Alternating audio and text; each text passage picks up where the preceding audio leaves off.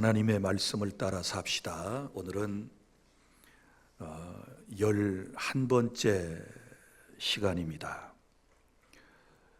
우리는 창세기 1장에서부터 지금까지 말씀을 따라 여기까지 왔습니다. 하나님께서는 말씀을 따라 이 세상을 창조하셨고, 그리고 우리 사람을 만드셨습니다. 그러나 안타깝게도 사람이 그 말씀을 떠나게 되었을 때 죄가 세상에 들어오게 되었고, 세상의 모든 것이 무너지게 되었습니다. 결국 온 세상은 홍수로 심판을 받게 되었고, 하나님께서는 홍수 이후에도 노아에게 무지개 언약을 통하여 인류에게 소망을 주셨습니다. 그러나 사람들은 여전히 하나님의 말씀을 따르지 않았습니다. 그리고 바벨탑을 쌓고 자기들의 이름을 높이며 자기들의 왕국을 세우려고 했었습니다. 결국 인간이 세운 바벨탑은 무너지게 되었고, 인류는 흩어져 살게 된 것입니다. 그리고 창세기 12장에서는 하나님께서 다시 하나님의 나라를 세우시기 위하여 갈대아 땅에 우리에 살던 아브라함을 부르셨습니다. 아브라함은 다 알지 못한 채 하나님의 약속을 따라갔고, 그리고 가는 곳마다 제단을 쌓았다라고 하는 말씀을 지난주까지 들으셨습니다. 그런데 오늘 15장에서는 믿음의 길을 걷는 아브라함의 그 연약한 믿음의 실체가 드러나고 있습니다. 그는 14장에서 보면 전쟁에서도 승리를 했고 자기 조카 롯을 구해냈습니다. 그는 세상의 타협도 거부했었고, 그는 오직 믿음의 길을 걷게 된 것입니다. 그러나 그에게도 연약함이 있었습니다. 이제 나중에 말씀을 드리겠지만, 그는 승리한 이후에 두려움을 가지고 있었던 겁니다. 사람들이 볼 때는 강해 보였지만, 그러나 그는 연약한 인간이었습니다. 그런 아브라함에게 하나님께서 찾아오셔서 두려워하지 말라, 나는 너의 방편이라, 내가 너의 큰 상급이다 라고 말씀을 하시며 그를 위로하고 격려하시는 모습을 오늘 보게 될 것입니다. 그렇습니다. 말씀을 따라 살아가는 사람에게도 두려움이 있을 수 있는 것이고, 하나님께서는 그런 자기 백성을 버리지 아니하시고 찾아오셔서 오늘도 말씀으로 붙들어 주시는 줄 믿으시기를 바랍니다. 첫째, 오늘 본문의 1절, 하나님은 두려워하는 아브라함에게 찾아오셔서 말씀을 주셨습니다. 자, 여기 말씀을 보면 아브라함이 언제 두려워했습니까? 오늘 본문 1절은 이렇게 시작됩니다. 이후에 이렇게 말씀을 하고 있는데, 그러면 그 전에 무슨 일이 있었을까요? 무슨 일이 있었는가를 알아보려면 그 전장을 우리가 보아야 하는데, 창세기 14장에는 이런 내용이 기록되어 있지 않습니까? 전에 아브라함과 그의 조카 롯이 서로 갈라지게 되었을 때 조카 롯이 먼저 요단 동편에 있는 비옥한 땅인, 아직 멸망하기 전인 소돔과 고모라 지역으로 떠났지 않았습니까? 그래서 그곳에서 그는 나름대로 행복하게 살았고, 그리고 많은 재산을 축적할 수 있었던 것입니다. 그러나 그 주변에 강한 왕들이 연합군을 조직해 가지고 소돔과 고모라 지역을 침략하게 되었고, 그때에 소돔과 고모라 땅에 살던 이 조카 롯이 사로잡혀 가게 된 것이고, 그리고 많은 재물마저도 그들에게 빼앗겨야 했던 것입니다.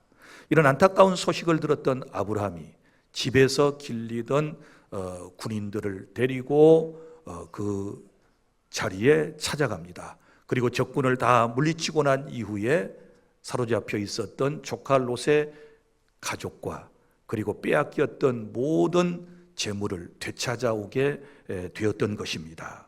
자, 그런데 이건 지금 승리를 말하지 않습니까? 이런 승리를 한 이후에 하나님께서 아브라함에게 찾아오셔서 주신 말씀, 두려워하지 말라, 이런 말씀을 주신단 말이에요. 그러면 승리한 이후에 아브라함의 마음속에 두려움이 지금 가득 차 있다는 것을 우리에게 넌지시 보여주고 있지 않습니까? 여러분 보십시오. 아브라함은 겉으로 승리를 했지만 속에는 지금 불안함이 가득 차 있다는 것을 우리에게 보여주고 있는 말씀인데, 그의 마음속에 어떤 두려움이 있었을까요? 이럴 수 있습니다. 보복에 대한 두려움입니다. 자, 적군들을 물리치고 승리하여 조카를 구출해냈고 잃었던 재산을 찾아왔지만 그들이 또 언제 다시 더 강력한 군대를 조직해 가지고 자기를 공격하려는지 알지 못하는 그런 상황에서 마음속에 두려움이 있었던 것입니다. 그리고 또 하나는 아직까지 그의 후손이 없습니다. 하나님이 벌써 약속의 말씀을 주셨음에도 불구하고 아브라함에게는 자식이 없었습니다. 그것이 현실이었습니다. 당시 늙어가는 아브라함에게 자식은 큰 힘이 되었을 터인데 자식이 없었기 때문에 나름대로 마음속에 허전함과 두려움이 있었다라고 하는 것이고, 그리고 또 하나님께서 이미 약속을 주셨음에도 불구하고 그 약속이 지연되는 데에 계속해서 어떤 불안 심리를 그의 마음속에 느끼고 있었다라고 하는 것입니다. 바로 그때 하나님께서는 그런 아브라함의 처지를 아시고 그에게 찾아가셔서 이렇게 말씀하셨습니다. 두려워하지 말아라. 두려워하지 말아라. 내가 너의 사정을 다 알고 있어. 아브라함, 두려워하지 마라. 그러시면서 두 가지 말씀을 오늘 1절에서 주시는 것을 볼 수 있습니다. 먼저는 이런 말씀입니다. 나는 내 방패이다. 자, 두려워하지 말라. 나는 너의 방패다. 이렇게 말씀을 하셨습니다. 방패는 무엇을 의미합니까? 포호를 상징하는 것이지요. 적군의 화살을 방패로 막아내고 적군의 창과 칼을 방패로 막아내는 것 아니겠습니까? 그러니까 하나님께서 내가 너의 방패다라고 말씀을 하시는 것은 안전에 대한 말씀이고요. 바로 하나님께서 그 어떤 위험스러운 상황에서도 너를 안전하게 지켜주시고 보호해 주실 거다라고 하는 말씀인 것이지요. 그래서 전쟁의 위협도, 보복에 대한 두려움도, 앞날에 대한 불안함도 하나님께서 함께 하심으로 막아주시겠다라고 하는 약속을 먼저 주시는 것입니다. 사랑하는 성도 여러분, 우리가 세상에 살아갈 때 우리도 여러 가지 이유 때문에 마음에 두려움이 엄습할 때가 있지 않습니까? 그런데 그 두려움을 우리가 어떻게 막아낼 수 있나요? 돈을 통하여, 또 아는 사람을 통하여, 그리고 어떤 경력을 통하여, 또 자신의 건강을 통하여 마음속의 두려움, 이것을 우리가 과연 물리칠 수 있을까요? 인간은 그러기에는 턱없이 능력이 부족한 존재라는 사실을 기억하셔야 되고, 어떤 두려움 속에서도 우리가 안전함을 가질 수 있는 것은 하나님께서 우리의 방패가 되어 주심으로 우리를 보호해 주실 때 우리는 진정한 평화와 안녕을 유지하며 하루하루를 살아갈 수 있다는 사실을 믿으시기를 바랍니다. 그 다음에 두려워하지 말라라고 하시면서 두 번째 주신 말씀이 무엇입니까? 너의 지극히 큰 상급이니라. 하나님께서 아브라함에게 너의 지극히 큰 상급이 바로 나이다, 이렇게 말씀을 하신 거예요. 여기 상급이라고 말씀을 하실 때 어떤 물질을 주신 것 아니고 무슨 문제를 해결해 주신 게 아니고 내가 곧 너의 상급이다. 그러니까 하나님께서 친히 아브라함에게 상급과 같은 존재이시다, 이렇게 말씀을 하신 거예요. 지금 아브라함은 미래에 대한 불확실성 때문에, 그는 먹고 살아가는 문제 때문에 마음속에 두려움이 있을 수 있어요. 왜냐하면 고향 본토 친척 아버지 집을 떠나 지금 가나안 땅까지 왔잖아요. 그래서 앞으로 뭘 먹고 살아야 할지 그는 두려움이 있었을 것입니다. 그때 하나님이 주신 말씀, 내가 너의 상급이야. 할렐루야. 이 말씀 속에는, 내가 너의 상급이라고 하는 이 말씀 속에는 내가 너의 모든 삶을 책임지고 해결해 줄 거야. 그러니까 걱정하지 말고 염려하지 마라, 이렇게 주님께서 아브라함의 마음을 지금 다독거려 주시는 것을 볼 수 있습니다. 사랑하는 주 안의 성도 여러분, 오늘 여러분들은 무엇 때문에 지금 두려워하십니까? 어찌하여 여러분의 얼굴은 어두워지셨습니까? 어찌하여 여러분의 삶은 지금 갈 바를 알지 못하고 방황하며 헤매이고 있습니까? 혹여 마음속에 미래에 대한 불확실성 때문에 여러분 두려워하지 않습니까? 오늘 말씀으로 돌아가십시오. 아브라함에게 말씀하셨던 하나님께서 우리에게 말씀하십니다. 내가 너의 방패가 되어서 내가 너를 안전하게 보호해 줄게. 믿습니까? 내가 너의 상급이 되어서 너에게 필요한 모든 것을 다 공급해 줄게. 할렐루야. 이 말씀으로 새 힘을 얻는 복된 시간이 될 수 있기를 바랍니다. 그리고 둘째, 2절부터 6절까지 말씀은 믿음이 흔들리는 아브라함에게 하나님께서 주신 말씀입니다. 그래서 세상을 살아가다가 신앙생활을 하다가 자꾸 믿음이 흔들리는 사람들에게 오늘 이 본문의 말씀을 주신 것입니다. 여러분 보십시오. 일찍이 아브라함은 고향 본토 친척 아버지 집을 떠났을 때 그는 하나님의 말씀을 받고 떠났습니다. 네가 나를 따라오면 내가 너로 큰 민족을 이루게 하고 너는 복의 조상이 될 것이다 라고 하나님께서 말씀을 하셨기 때문에 그 말씀을 믿고 따랐다는 사실을 우리는 잘 알고 있습니다. 그런데 지금 이 시간까지 아브라함에게는 그런 하나님의 약속들이 현실화되지 못한 상황에 있다는 것을 알 수 있습니다.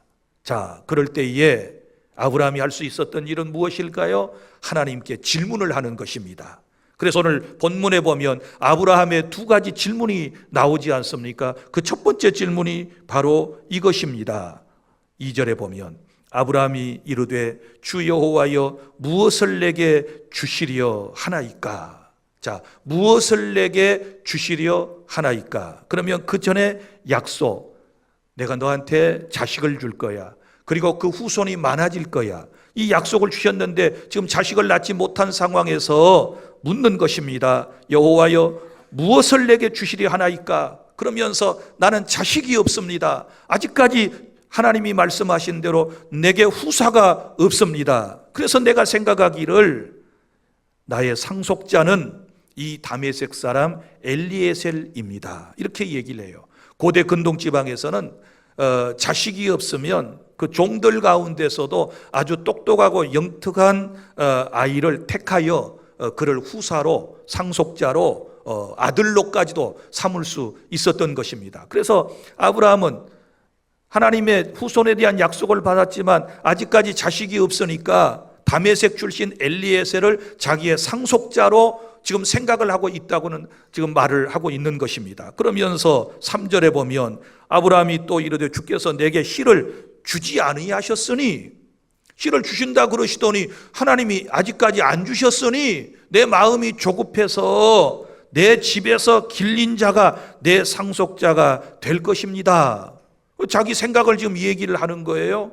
그랬더니 하나님께서 이렇게 대답을 하셨습니다. 4절에 여호와의 말씀이 그에게 임하여 이르시되 그 사람이 네 상속자가 아니라 내 몸에서 날 자가 내 상속자가 되리라 하시고, 하나님께서 아니야, 다메섹 출신 엘리에셀이 네 상속자가 아니고 너의 몸에서 나는 자식이라야 참된 너의 상속자이다, 이렇게 말씀을 하신 것입니다.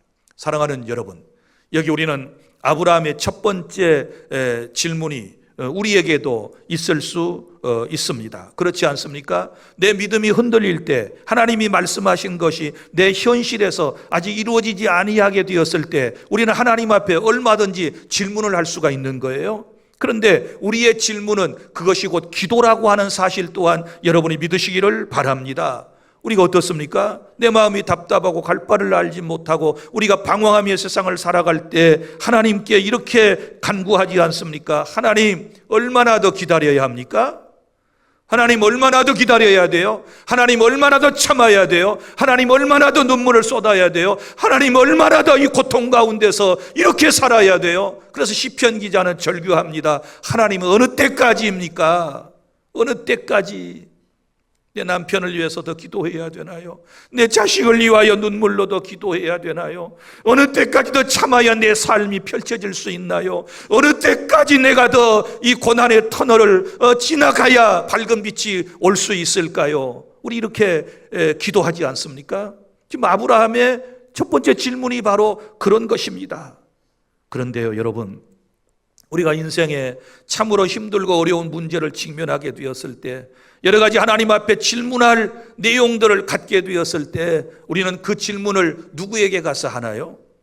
여러분은 누구에게 그 질문을 가지고 갑니까? 친구에게 가서 친구야 어떡하냐? 이렇게 묻습니까? 아니면 돈 많은 사람에게 찾아가서 좀 도와주세요? 권력 있는 사람에게 찾아가서 이럴 때 좀 힘이 되어 주시지요?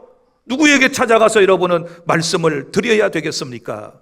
오늘 아브라함이 그러했던 것처럼 우리는 우리 마음속에 일어나는 수많은 질문들을 나의 형편을 아시고 그리고 그 문제를 해결할 수 있는 하나님께 가지고 나와서 기도할 때에 우리 하나님께서 저와 여러분의 모든 문제를 해결해 줄 수 있는 이 놀라운 은혜를 받고 있다는 사실을 믿으시기를 바랍니다. 질문하는 아브라함을 하나님께서는 오늘 말씀을 보면 5절에 이렇게 기록합니다. 그를 이끌고 밖으로 나가. 지금 아브라함은 방 안에서, 집 안에서 지금 고민하고 있는 것 아니겠습니까? 지금 집 안에서 그의 믿음이 지금 흔들리고 있지 않습니까? 하나님께서는 이렇게 이 사람을 여기 두어서는 안 되겠다. 밖으로 이끌어 가야 되겠다. 그래서 하나님께서 그 껌껌한 밤에 그를 이끌고, 하나님이 이끌고 밖으로 나가셔서 하늘을 보라고 말씀을 하십니다. 그리고 이렇게 말씀하셨습니다. 하늘을 우러러 뭇별을 바라보아라. 네가 다 셀 수 있느냐? 보라. 그에게 이르시되 내 자손이 이와 같으리라. 할렐루야. 자식이 없어서 지금 마음속에 믿음이 흔들리는, 하나님의 약속이 속히 성취되지 않아서 믿음이 흔들리는 그에게 하늘의 별을 보여주셨다. 사랑하는 주 안의 성도 여러분, 우리가 현실만을 바라볼 때 아브라함처럼 믿음이 낙담될 때 있습니다. 답답한 삶을 살아갈 때가 있습니다. 그때마다 하나님께서는 저와 여러분을 이끌어서 현실을 넘어 하나님의 약속을 보게 해 주신다는 사실을 믿으시기를 바랍니다. 사랑하는 주 안의 성도 여러분, 우리가 세상을 살아갈 때, 어려운 일을 당할 때 아래를 보아서는 안 됩니다. 내 환경과 내 주변만을 바라보아서는 아니 되는 것입니다. 우리는 위를 바라보아야 할 줄 믿습니다. 하늘의 하나님, 지금은 성령으로 내 안에 오셔서 내 안에 계시고 내 곁에 계신 이 하나님을 바라보는 그런 은혜가 있기를 바랍니다. 형편과 문제보다는 내 형편을 아시고 내 사정을 해결해 줄 수 있는 전능하신 하나님을 바라보는 그런 믿음의 눈이 열려질 수 있기를 바랍니다. 그런데요, 여기 6절에 보면 놀라운 반전의 은혜가 있습니다. 하나님께서 아브라함을 이끌고 밖으로 나가서 하늘의 뭇별을 보여주셨다 그랬지요. 그리고 저 많은 별들처럼 내 자손을 많게 해줄 거야. 하나님이 말씀하셨을 때 6절 보세요. 시작. 아브라함이 여호와를 믿으니 여호와께서 이를 그의 의로 여기시고. 할렐루야. 하나님이 보여주시면서 말씀을 하시니까 그것을 믿었다. 그런데 여기 중요한 것은 하나님을 믿으니 그랬어요. 하나님을 믿는 것은 그분의 말씀을 믿는 것이고, 그분의 말씀을 믿는 것은 하나님을 믿는 것이 되는 거예요. 그런데 그것을 믿는 것을 보시고 그 다음에 중요한 말씀, 여호와께서 이를 그의 의로 여기시고, 이것은 성경에 있어서 가장 중요한 이게 지금 말씀이거든요. 이 말씀 놓치면 안 돼요. 여러분, 이 말씀이 믿음으로 말미암아 의인이 된다 라고 하는 로마서의 주제가 되기도 하고요, 또 갈라디아서의 주제가 되는 말씀이 바로 이 말씀이에요. 사람이 의롭게 되는 것, 의심하는 사람이, 두려워하는 사람이, 죄인이 의롭게 되는 것은 자기의 선행이 아닙니다. 자기의 노력이 아닙니다. 자기 마음속에서 나오는 자기 믿음이 아니에요. 하나님을 믿으니 의롭다 말씀하신다. 믿습니까? 우리가 부족하고 나약하지만 하나님을 믿으면 하나님께서 그 믿음을 보시고 의롭다라고 우리에게 선언해 주심을 믿으시기를 바랍니다. 사랑하는 성도 여러분, 여기 하나님을 믿으니, 이 말씀은 하나님의 말씀을 믿으니 라고 하는 말씀이고요, 이 말씀이 교차적으로 좀 사용되고 있는데, 우리는 하나님의 말씀을 믿는다라고 하는 것은 곧 하나님을 믿기 때문에 하나님의 말씀을 믿고 여기까지 따라온 것이고, 앞으로도 그분의 인격을 믿기 때문에 우리는 계속하여 말씀을 따라가야 될 줄로 믿습니다. 그런데 한번 보세요. 아브라함의 상황이 달라졌습니까? 아니요. 자식이 갑자기 태어났나요? 아니요. 상황이 달라진 게 하나도 없습니다. 그럼에도 불구하고 하나님께서 말씀하셨고 하나님이시니까 그분을 믿는 것이고, 그렇게 되었을 때 하나님께서 그 믿음을 보시고 너는 의로워, 너는 의로운 사람이야, 이렇게 선언해 주시는 이 놀라운 은혜가 오늘 저와 여러분에게도 계속되고 있음을 믿으시기를 바랍니다. 그 다음에 세 번째는 7절부터 17절까지의 말씀입니다. 하나님께서 이제 두려워하고 믿음이 흔들리는 아브라함에게 언약을 통하여 확신을 주시는 모습을 볼 수 있습니다. 이제 아브라함의 두 번째 질문이 또 나옵니다. 자, 그 두 번째 질문을 볼까요? 여기 말씀 7절, 또 그에게 이르시되 나는 이 땅을 내게 주어 소유를 삼게 하려고 너를 갈대아인의 우르에서 이끌어낸 여호와니라. 그러니까 하나님께서 갈대아 우르에 살고 있던 아브라함을 불러내신 이유가 지금 현재 아브라함이 거처하고 있는, 거류하고 있는 그 가나안 땅을 주시기 위해서 하나님께서 그를 이끌어내셨다는 거예요. 그래서 이렇게 말씀을 이제 8절에서 질문을 합니다. 그가 이르되 주 여호와여. 두 번째 질문이에요. 아브라함이 두 번째 질문을 해요. 땅에 대한 말씀을 하셨을 때 두 번째 질문입니다. 내가 이 땅을 소유로 받을 것을 무엇으로 알리까? 첫 번째 질문은 후손에 대한 질문이었고, 하나님께서 무뼈를 보여주심으로 응답을 주셨고 확신을 주셨고, 두 번째 땅에 대한 문제를 지금 또 말씀을 하시는 거예요. 그래서 이 땅이 하나님께서 언약하신 앞으로 우리 후손이 소유하게 될 땅이라는 것을 어떻게 알 수 있습니까? 라는 질문이에요. 거기에 대하여 우리 하나님께서 뭐라고 말씀을 하시는가 보세요. 하나님께서 9절에 여호와께서 그에게 이르시되 나를 위하여 3년 된 암소와 3년 된 암염소와 3년 된 순양과 산비둘기와 집비둘기 새끼를 가져올지니라. 이거 왜 가져와요? 지금 하나님께서 뭔가를 하시겠다는 겁니다. 뭔가를 지금 하나님께서 보여주시겠다는 것입니다. 자, 이것을 이제 우리는 고대의 언약 체결 방식이라고 그러는데요. 무슨 얘기인가 하면 이런 짐승들을 가져다가 이걸 두 쪽으로 딱 갈라요. 쪼갠 것을 양쪽으로 놓습니다. 그리고 언약의 당사자인 우리가 이제 흔히 말하는 갑과 을, 이 두 당사자가 그 가운데를 쫙 통과하는 겁니다. 이게 언약 체결 방식이에요. 그럼 왜 그렇게 하는가? 왜 그렇게 하는가? 이런 의미가 있어요. 지금 양쪽에는 뭐가 있어요? 짐승이 죽고 피를 쏟은 그 사체가 지금 놓여져 있잖아요. 거기 사람이 걸어가요.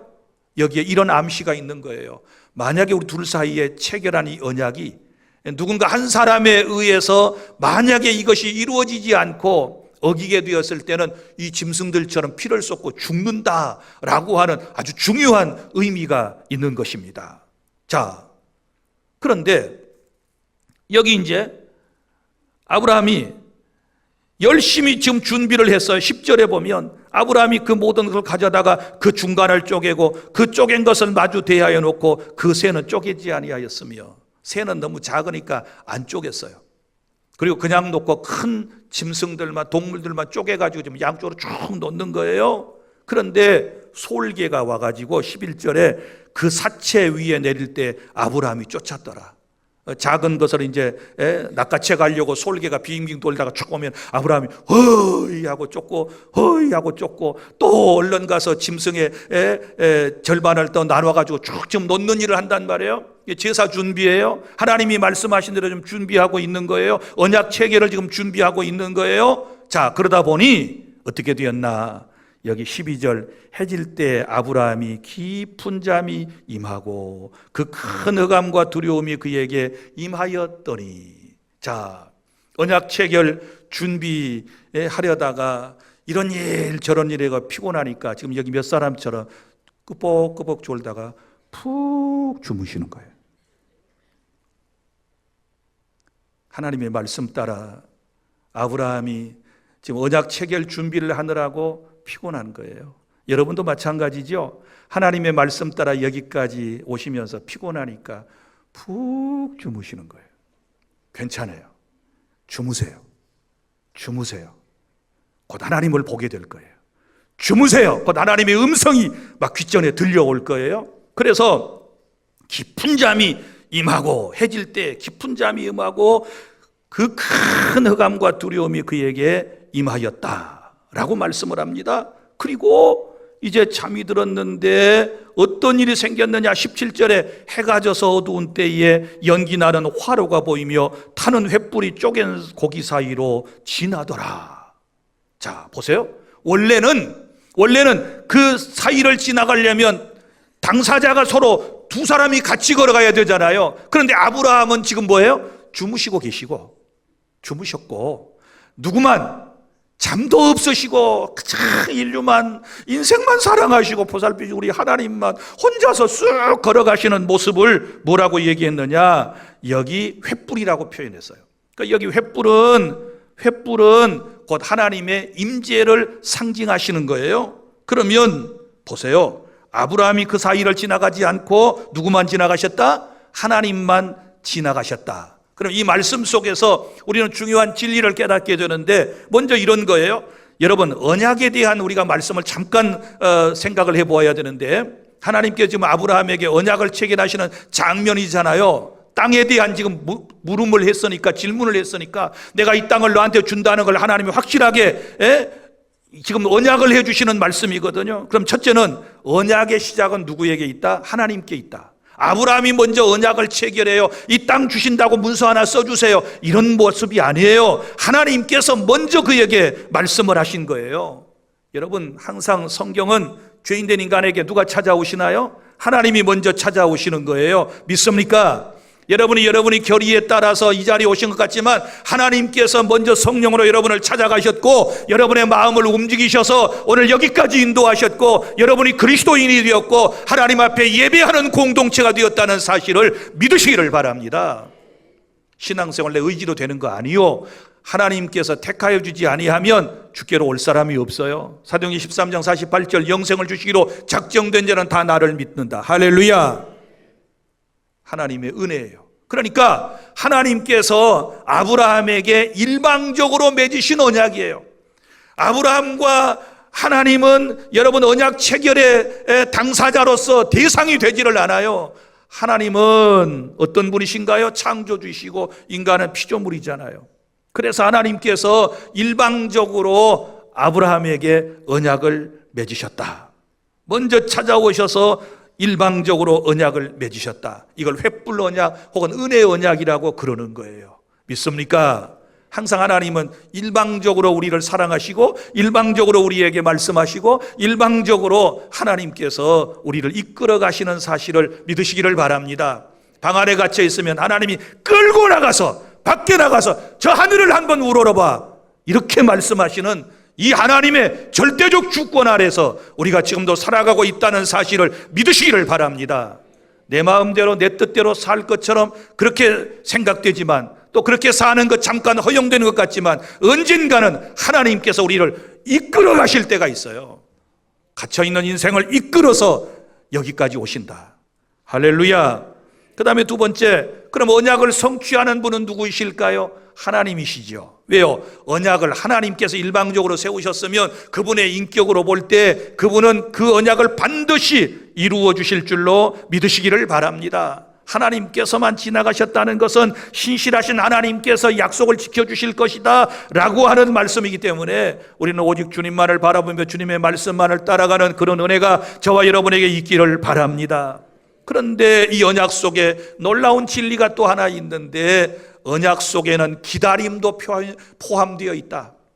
언약 속에는 기다림도 포함되어 있다. 무슨 얘기인고 하면 가나안 땅에 지금 대한 약속이잖아요. 지금 당장에 그 땅을 하나님이 주신 게 아니에요. 여기 말씀에 보면 나중에 아브라함의 후손이 타국에서 객이 되어가지고 종이 되고 거기서 고난을 겪게 될 것을 미리 말씀을 하셨지 않았습니까? 그리고 400년이 나오는데 그 400년 고난의 세월이 끝나고 난 이후에 약속의 땅으로 돌아오게 될 것이고 그 땅이 너희들의 땅이 될 것이다. 할렐루야. 사랑하는 성도 여러분, 이것은 우리가 잘 아는 대로 몇백 년 후에 이루어질 바로 이스라엘 사람들이 애굽 땅에서 400년 동안 종살이를 하다가 모세를 통하여 하나님께서 그를 이끌어내시고 가나안 땅까지 들어가는 것을 미리 지금 보여주는 말씀인 것을 우리는 잘 알고 있습니다. 사랑하는 주 안의 성도 여러분, 하나님의 약속은 항상 유효하고 그 약속은 절대로 사라지지 않습니다. 내가 힘들고 지쳐 있을 때도 하나님의 시간 속에서 하나님의 약속은 진행되고 있다는 사실을 믿으시기를 바랍니다. 그러므로 내가 기도했는데도 응답이 없어요, 낙심해서는 아니 될 줄로 믿습니다. 내가 열심을 다하여 충성하고 헌신하고 봉사했는데 그 보상이 아직 주어지지 않았다고 해서 우리가 코가 빠질 필요가 없어요. 끝까지 주의 약속의 말씀을 붙들고 있으면 때가 되면 반드시 그 언약의 말씀은 성취되게 될 줄로 믿습니다. 다시 말하지만 하나님께서는 아브라함에게 밝은 미래만을 말씀하신 게 아니에요. 고난의 시간도 함께 하나님께서 말씀하셨다는 것을 기억하시기를 바랍니다. 그러므로 하나님의 언약 속에는 여러분 기다림의 시간도 포함되어 있는데 이 기다림의 시간을 우리가 잘 믿음으로 버티고 말씀을 붙잡고 나아가야 우리의 신앙이 실족하지 아니하게 될 줄 믿습니다. 오늘 주신 말씀으로 다시 한번 언약의 말씀으로 확신을 가지시는 저와 여러분이 되기를 바랍니다. 마지막 단락입니다. 18절부터 21절까지 우리는 현실보다는 언약의 말씀을 붙들어야 될 줄 믿습니다. 하나님은 아브라함과 언약을 세우시며 땅의 경계까지를 말씀해 주셨습니다. 여기 18절 보면 땅의 경계가 나오지 않습니까? 그날에 여호와께서 아브라함과 더불어 언약을 세워 이르시되 내가 이 땅을 애굽 강에서부터 그 큰 강 유브라데까지 내 자손에게 주노니, 이렇게 말씀을 하셨습니다. 이 땅은 어디예요? 지금 잠깐 거류하고 있는 가나안 땅을 얘기하는 거예요. 그 가나안 땅의 경계에 대하여 말씀을 하시고 그 경계 안에 들어있는 각 족속에 대한 얘기가 19절, 20절, 21절에 쭉 나와요. 여러분 잘 아는 가나안의 7족속이 그 땅에 살고 있었다라고 하는 것을 우리는 알 수 있는 것입니다. 그런데 여기 말씀을 보면 아직 땅을 확실하게 아브라함과 그의 후손이 차지한 것 아닌데 하나님께서는 그 땅에 사람들이 살고 있음에도 불구하고 이미 주신 것처럼 말씀하신다. 왜요? 하나님의 말씀은 항상 성취를 전제로 하고 있기 때문에 하나님의 말씀은 현실에 드러나고 있다. 할렐루야. 믿습니까? 그러므로 우리는 현실보다는 하나님의 말씀을 붙잡아야 될 줄로 믿으시기를 권합니다. 고난 가운데서도 말씀을 붙잡아야 우리가 승리할 수 있는 줄 믿습니다. 사랑하는 성도 여러분, 인생을 살다 보면 누구에게나 어두운 밤이 있습니다. 아브라함이 어두운 밤에 하나님의 이끌림을 받았던 것처럼 우리에게도 현실의 어두움을 직면할 때가 있는 것입니다. 답답할 때가 있습니다. 기도의 응답이 없을 때가 있습니다. 때로는 질문이 많은 밤을 보내야 할 때도 있습니다. 믿음도 있고 말씀도 따르는데 우리가 정말 깜깜한 밤을 맞이할 때가 있는 것입니다. 그러나 여러분 걱정하지 마십시오. 그때마다 하나님이 친히 우리에게 찾아오셔서 우리에게 말씀을 주시는 줄로 믿습니다. 이제 말씀을 맺습니다. 오늘 본문인 창세기 15장의 말씀은 아브라함의 강한 이야기가 아닙니다. 연약해 빠진 인간 아브라함에 대한 이야기입니다.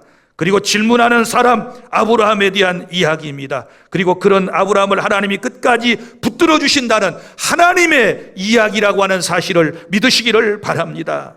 지금까지 우리가 들었던 말씀이 무엇입니까? 말씀으로 세상을 창조하신 하나님, 말씀을 떠난 인생을, 세상을 심판하시는 하나님, 그럼에도 불구하고 찾아오셔서 노아에게 언약을 주신 하나님, 반역한 사람들을 바벨의 교만을 흩으셨던 하나님, 그리고 아브라함을 불러 하나님의 나라를 시작하신 하나님, 그 하나님께서 오늘도 변함없이 자기 백성을 말씀으로 이끌어 가신다는 사실을 여러분 믿습니까? 그리고 오늘 말씀하십니다. 두려워하지 마라. 잠깐 믿음이 흔들리고 있는 우리들에게, 두려워하고 있는 저와 여러분에게 하나님 찾아오셔서 두려워하지 마라. 내가 너를 안전하게 방패가 되어 지켜줄게. 할렐루야. 하나님이 우리의 방패이십니다. 아무리 원수 마귀와 온 세상에 나를 반대하는 사람이 나를 공격한다 할지라도 우리 하나님께서 방패가 딱 되셔서 우리를 보호해 주실 것이고, 나는 내 지극히 큰 상급이다. 너 세상 것 받지 못해서 투덜대고 원망하고 불만족스럽게 내 인생을 살아가지만 나 있으면 다 있는 거야. 내 안에 모든 것이 다 있어. 내가 세상의 모든 것이다. 내가 너의 상급이야. 네가 나를 믿으면 내 안에 있는 모든 것들은 다 너의 것이야. 주님께서 우리에게 이렇게 말씀해 주심을 믿습니다. 그러므로 사랑하는 성도 여러분, 두려움이 없어질 때까지 기다리지 말고 말씀을 따라가시기를 바랍니다. 모든 것이 다 보일 때까지 미루지 말고 언약의 말씀을 붙들고 살아가시기를 바랍니다. 질문이 있어도 그 질문 가지고 하나님께 나아가시기를 바랍니다. 느리게 보여도 하나님의 말씀은 반드시 이루어질 줄 믿습니다. 오늘 이 믿음으로 흔들리는 세상 한가운데서 하나님의 말씀 곧 언약을 확신하며 끝까지 말씀을 따라 나아가는 저와 여러분이 될 수 있기를 바랍니다. 기도하겠습니다.